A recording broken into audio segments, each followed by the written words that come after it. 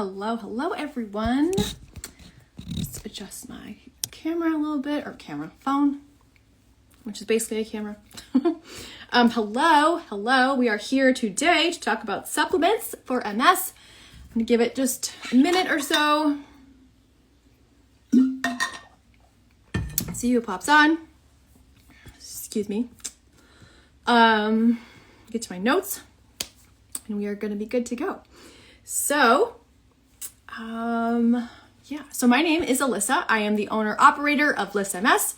I am a holistic therapist specializing in MS. There's a million things I could call myself because I have do a million things. I'm a licensed therapist, licensed mental health counselor, licensed in Massachusetts. I'm a certified personal trainer, nutritional therapy practitioner, and AIP certified coach, if you are familiar with AIP or the autoimmune protocol.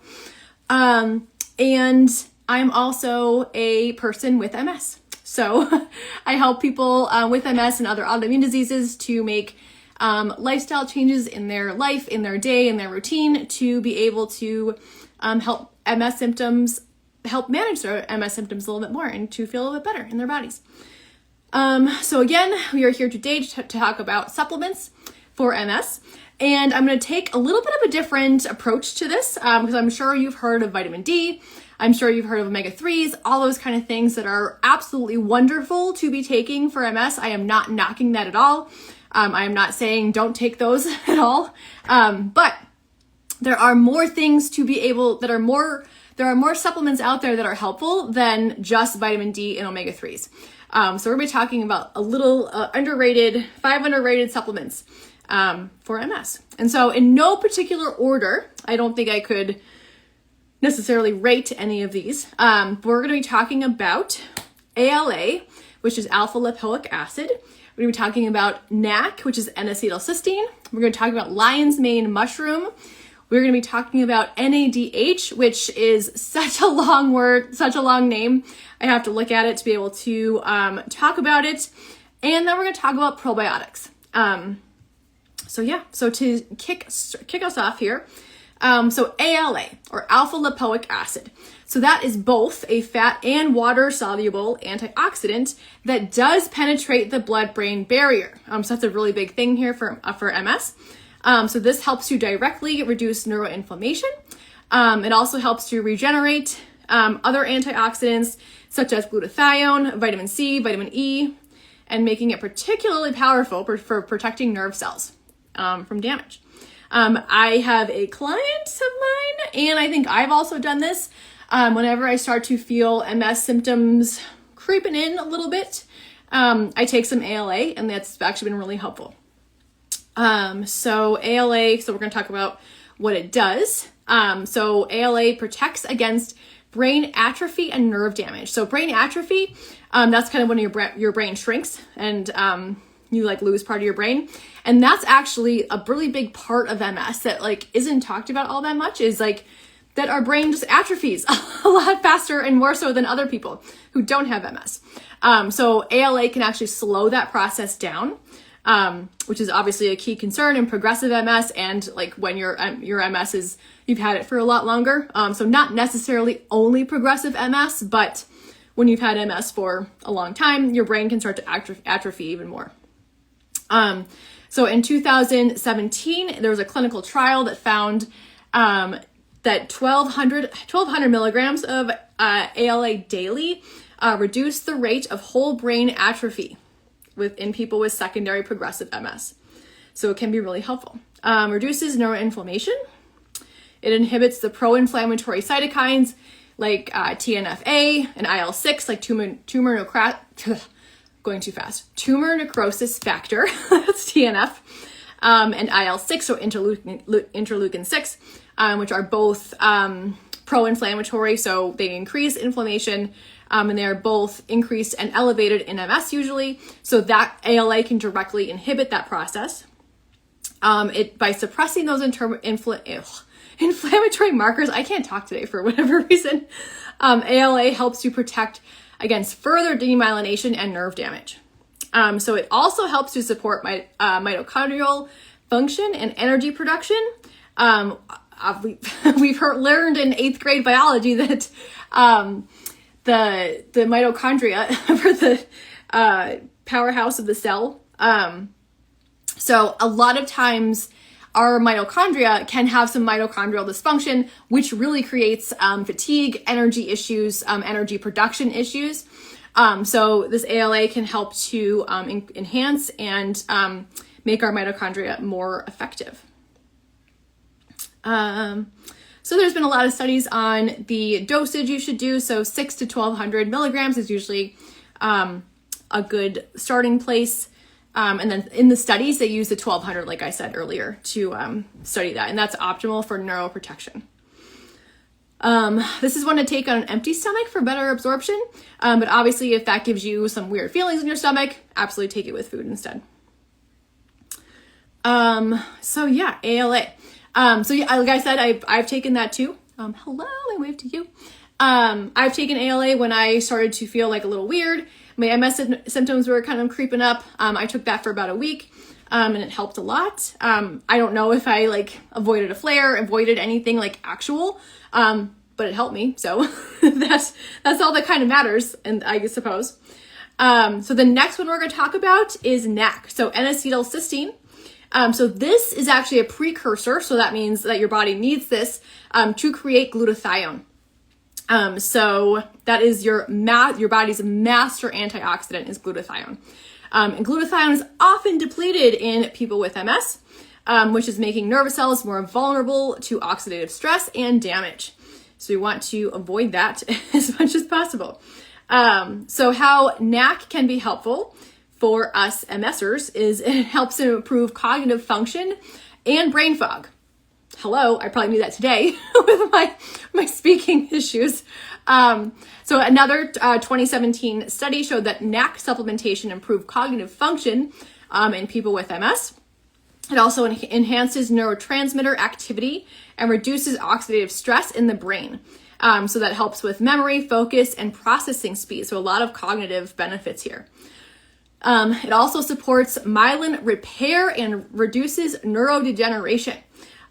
So glutathione deficiency is linked to demyelination. So like the less glutathione we have, the more likely we are to have demyelinated myelin. So by boosting those glutathione levels, which NAC certainly does, it helps to protect and repair your myelin sheath and reducing disease progression. So, you've seen all those studies of like those new remyelinating drugs and all that kind of stuff, but there are actually things that we can be doing. One, in our habits, which we're going to talk about next week. And then two, like with the things that we are putting into our bodies in either food or supplements that can actually help with that too. So we don't have to be waiting for all these like drugs and pharmaceuticals to come around the corner to be like, oh, now you can repair your myelin. You can always do that. And like, obviously, it may not be immediate. It probably is not going to be like, oh, I took a NAC and I'm better. That's not how it works. Let me wave to you.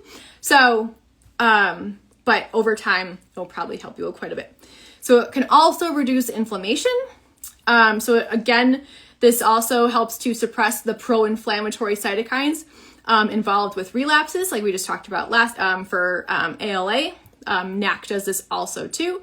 It has also been shown to modulate the immune system and prevents excessive immune attacks on myelin.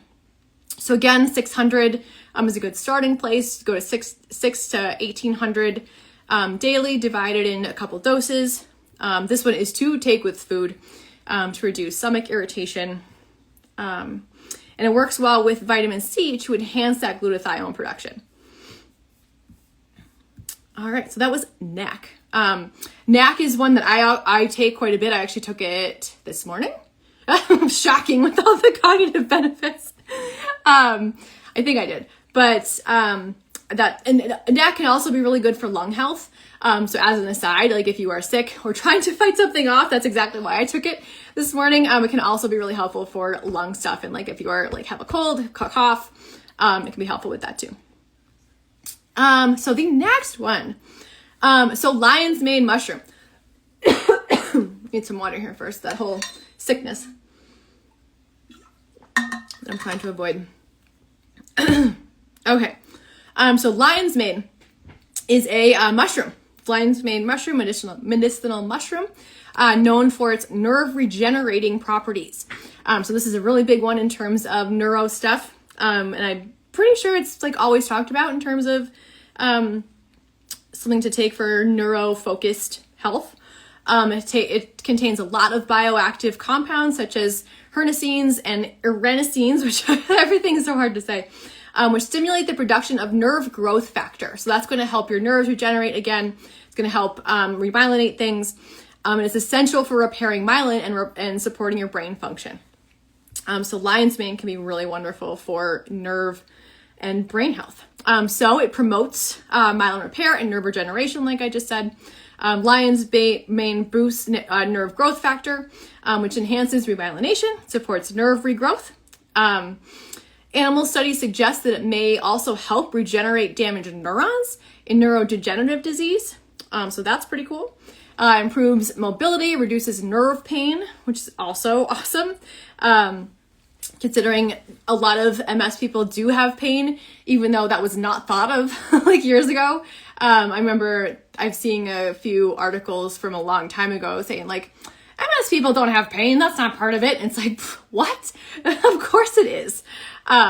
So this can really support nerve function and repair, so that's going to help nerve pain. It helps to enhance cognitive function and mood. Considering MS can lead to a lot of mood issues like depression, anxiety, cognitive stuff. So lion's mane can have an antidepressant-like effect by increasing brain-derived neurotrophic factor, BDNF, which is another thing that we can be promoting in our own bodies through lifestyle habits, exercise, eating vegetables, supplements, all those wonderful things.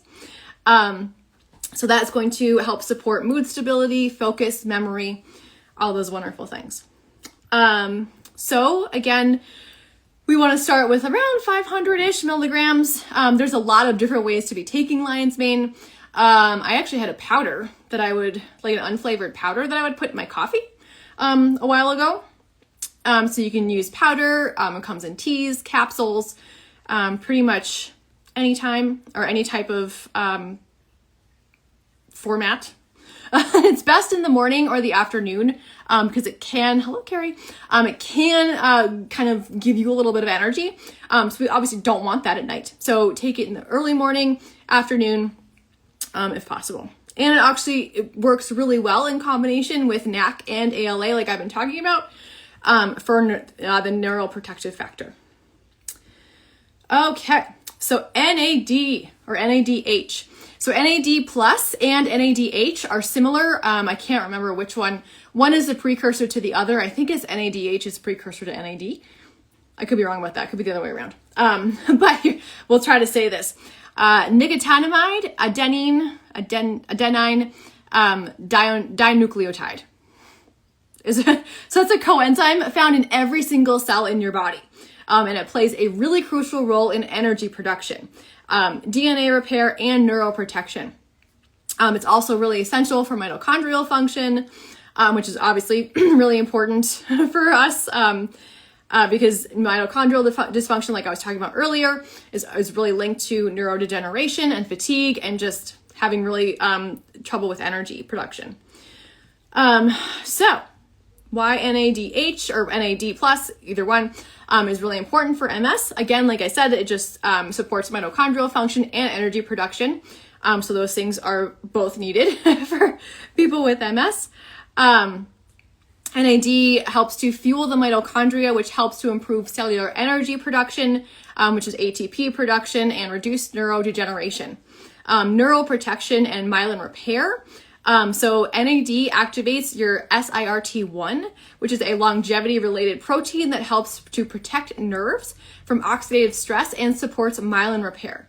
It also reduces exotoxicity, which is overactivation of nerve cells, which can worsen MS symptoms. So it helps to reduce that process in your body. It reduces inflammation and oxidative stress. It enhances your antioxidant defenses, so it kind of reduces all of those things. It improves cognitive function and brain fog. I actually take NAD on the days where I know that I have a lot going on. I should have taken it this morning. And like, it really helps me to have that little boost of energy, but also focus. So it really, really impacts me and my brain. So like, improves the cognitive function and brain fog. It helps with immune regulation as well, because it plays a really big role in balancing your immune response, and potentially reducing the autoimmune activity too. So there's a couple different types of NAD. Obviously there's NADH, NAD+. So it's not necessarily like a blanket statement for any of it, but 250 to 300 milligrams is usually where people start. And niacin or B3 can also help this. But niacin has also been really shown to like promote flushing in your body, because it just produces or brings blood flow more so to your area, to your face and stuff. So that can cause some flushing, be a little bit uncomfortable for people. But exercise can also naturally improve those or increase those NAD levels in your body. Polyphenol-rich foods can do that, or you can take a supplement as well. All right, so the last thing we're going to talk about is probiotics. So I've seen a lot of research lately, and I'm sure you have also, about the gut-brain connection in neurodegenerative diseases. I know Parkinson's was a really big one lately, and MS has been talked about lately too. So that they're emerging research, and even research I've talked about for years, shows that an imbalanced gut microbiome, which is basically dysbiosis, plays a really big role in autoimmune disease formation in general, how your progression goes, your disease severity, all those kind of things. So probiotics, which bring you beneficial bacteria to your gut, because we have both bad and good, blanket statements, kind of bad, good, whatever, bacteria in your gut. We need both of them, but we don't need too much of one. And oftentimes people have less beneficial than bad, or less beneficial like good bacteria than the bad bacteria. So when kind of the bad bacteria is taking over, that's when we get like the gut symptoms. We get like disease progression. We get the higher symptoms. But the more regulated, the more balanced your good bacteria and bad bacteria can be, the better you're gonna feel. So like a couple, let's talk a few probiotic strains, because obviously, well, maybe not obviously, but all probiotic strains are not created equal. So each of those, remember, like, so if you've ever seen a probiotic label, you'll see like the however million, what was it, CEUs, BEUs? I can't remember the exact term on that, but it will kind of give you the readout of the different strains in there, and they all do different things. So there's some that can increase histamine, and some that decrease histamine. There's some that decrease other things like butyrate, and some that decrease butyrate. You know, so there's a lot of different ways that you can be going about this. So it's kind of tough to say, like, just go pick out a probiotic and start there. So you want to look for, so these 5 strains can be the most helpful. So Bifidobacterium longum is helpful because that supports gut integrity, reducing leaky gut and systemic inflammation. Jen, hello, I'm gonna see you so much today. It's gonna be awesome. And then the second one is Lactobacillus rhamnosus. So that will modulate the immune system, reducing those pro-inflammatory cytokines like we were talking about before, like IL-6, TNF-A, or tumor necrosis factor A, helps to lower stress and anxiety, which is also very common in us, or kind of any autoimmune disease patient. Hello. Akkermansia mucinophilia, which that strengthens the gut barrier, prevents harmful substances from triggering inflammation. So that's going to be the leaky gut stuff. Remember, I've talked about this before, where like there's not like food particles going out of your gut. It's more of like those tiny little proteins that your body reacts to. So this helps to kind of strengthen that gut barrier so that doesn't happen. This supports the production of butyrate, which is a really helpful factor for protecting nerves again. And then we have Lactobacillus paracasei, which supports myelin repair and enhances the production of, again, that brain-derived neurotrophic factor. My God, I cannot talk today, which improves cognitive function. I need all the cognitive function things that I can get for today. So those were a couple strains to be looking for And so again, like the benefits of probiotics in general are like it regulates immune system, reduces autoimmunity symptoms, kind of helps your immune system from pro-inflammatory state and like pro-inflammatory dominance to like a more regulatory state or like more calming state. Reduces inflammation and oxidative stress, supports brain function and myelin repair, reduces fatigue and boosts energy again, strengthens the gut barrier and prevents leaky gut, or helps leaky gut to resolve itself. So a couple things to think about. You want to choose a probiotic with 10 to 50 billion CFUs per serving. And look for something that contains a lot of different things in the probiotic spectrum. So like Bifidobacterium, like the main names, so like Bifidobacterium, Lactobacillus, Akkermansia. Those are the different ones you want to be looking for. Either shelf-stable or refrigerated, doesn't have to be one. One is not necessarily better than the other. But you can also get a lot of these probiotics through food. So you want both prebiotics, which might be a newer term for people, and probiotics. They both help and they do different things. The prebiotics are going to help to support your good bacteria levels because there's going to be fiber that feeds good bacteria. And they're just as important as probiotics. Like one is not better than the other. We need both. So foods rich in prebiotics are the garlics, onions, leeks, that family, green bananas, plantains, asparagus, Jerusalem artichoke, which is actually really yummy. And then fermented foods are really great for probiotics. So that's your kimchi, sauerkraut, kefir, yogurts, kombucha. All of those are great for just natural probiotics. But yeah. So actually in another 2017 study, this is all 2017, found that MS patients who took probiotics for 12 weeks showed reduced inflammation markers, improved cognitive function, and better mood and lower depression scores. So that's pretty good. And then a 2020 study found that Akkermansia and I never can say this one. Something bacterium levels were significantly lower in MS patients.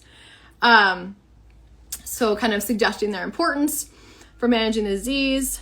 And then another 2021 study showed that probiotics increase T regulation cells. Which help to reduce autoimmune activity in MS. So this is a big overview of kind of the 5 that I think are underrated supplements for MS. Again, we talked about ALA, which is alpha lipoic acid. We talked about NAC, which is N-acetylcysteine, lion's mane mushroom, NAD, and probiotics. They can all work together to help protect your nerves, support myelin repair, and improve energy and cognitive function, which are all things that we need, certainly, when we have MS. So I hope this was helpful. I hope this was a little bit different take than just like, take your vitamin D and omega-3s. And those are great. Those are wonderful. But there is certainly way more to the supplement conversation than just those things. So certainly maybe give some of these a try and let me know how it goes. And next week we'll be talking about the 5 habits to help manage MS symptoms, improve MS symptoms, and make you feel a little bit better in your body. So I will talk to you then.